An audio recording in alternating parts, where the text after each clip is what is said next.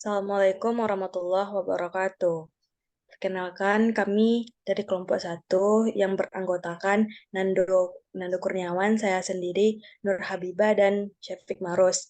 Baiklah, kami akan menjelaskan mengenai fiber to the home dengan mata kuliah sistem komunikasi serat optik, yang mana yang pada penjelasan pertama yang akan dijelaskan oleh Syafiq Marus. Kepada Syafiq Marus dipersilakan.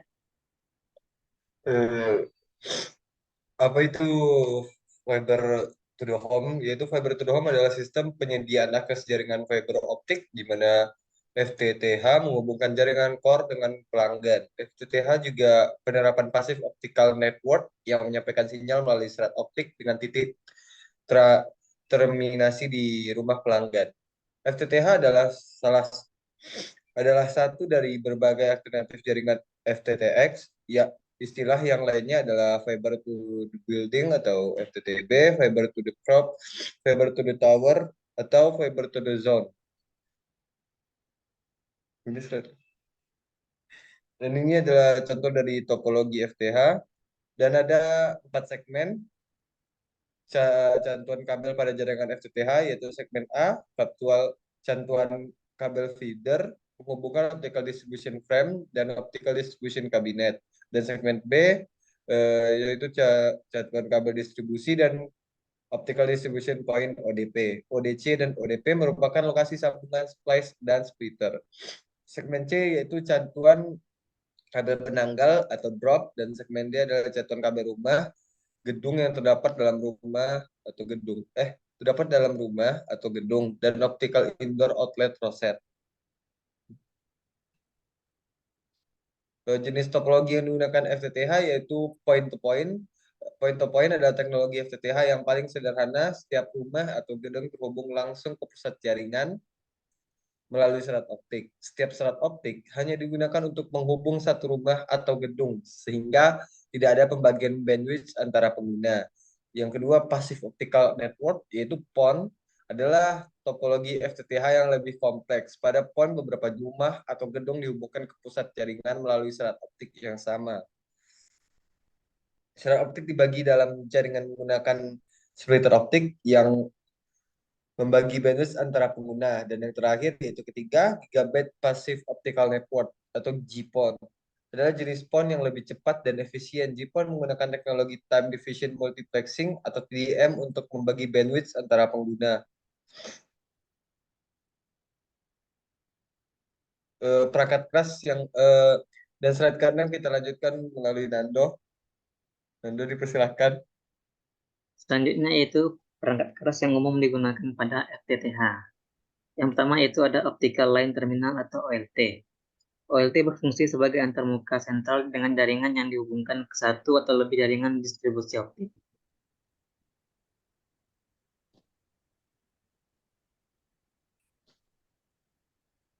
Yang kedua itu Optical Distribution Frame atau ODF.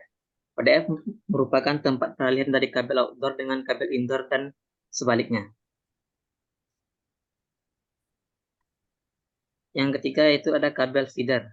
Ini merupakan bagian dari segmen A, merupakan kabel fiber optik yang dideterminasi pada optical distribution frame ODF atau ODS dan optical distribution cabinet atau ODC.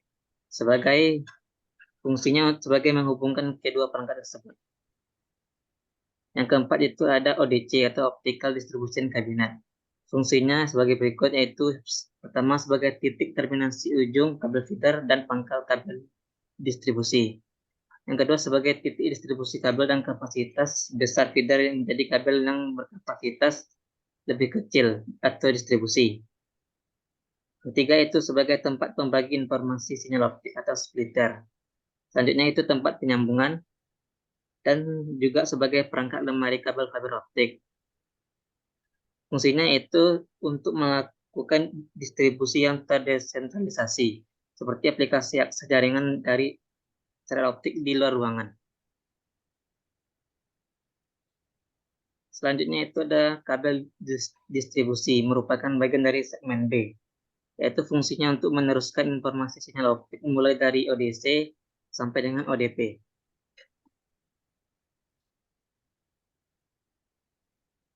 Yang keenam itu ada ODP atau Optical Distribution Point. Ini merupakan bagian dari segmen B. Merupakan perangkat terminasi akhir kabel distribusi dan terminasi awal dari penggunaan kabel drop.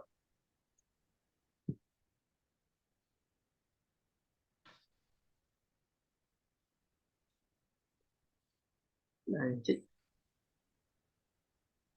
Yang ketujuh itu ada ONT atau Optical Network Termination, yaitu berfungsi sebagai menerima trafik dalam format optik dan mengkonversinya sebagai bentuk yang diinginkan, seperti data, voice, dan video. Ini juga merupakan perangkat aktif yang dipasang pada sisi pelanggan, di mana ONT mempunyai fungsi lain sebagai berikut. Yang pertama itu mengubah sinyal optik ke sinyal elektrik dan sebagai alat demultiplex. Untuk keluarannya yaitu sebagai voice atau telepon, data dan internet, dan IPTV atau CATV. Selanjutnya akan Baiklah, dilanjutkan oleh saya Biba. akan melanjutkan. Baiklah, saya akan melanjutkan penjelasan dari Nando. Selanjutnya yaitu terdapat kelebihan dari fiber to the home.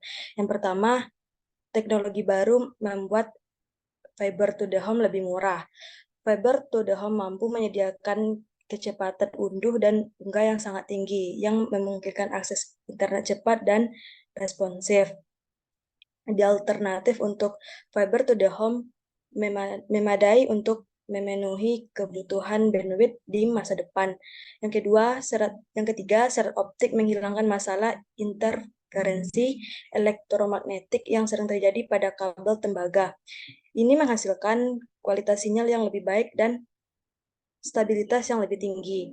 Yang keempat yaitu jaringan optik yang diperlukan oleh fiber to the home, yaitu jaringan yang aktif dan pasif. Jaringan ini diperlukan untuk rute data ke tujuan yang dikehendaki. Fiber to the home memungkinkan penyedia layanan untuk memberikan layanan multimedia yang berkualitas tinggi seperti televisi definisi tinggi atau HDTV, layanan video on demand, dan telepon suara berkualitas tinggi melalui jaringan serat optik yang dapat diandalkan. Dan selanjutnya yaitu seluruh kerja perangkat dapat dimonitor secara sentralisasi. Selanjutnya yaitu kekurangan dari fiber to the home. Yang pertama, instalasi langsung ke rumah pelanggan sehingga sulit untuk melakukan eksekusi pembongkaran perangkat jika pelanggan berhenti atau dicabut. Yang kedua, fiber optik tidak diinstalisasi secara direct, tetapi kebanyakan menggunakan pasif spiller untuk penggandaan, sedang mutu pasif splitter kadang-kadang sebagai pemicu redaman tinggi atau gangguan.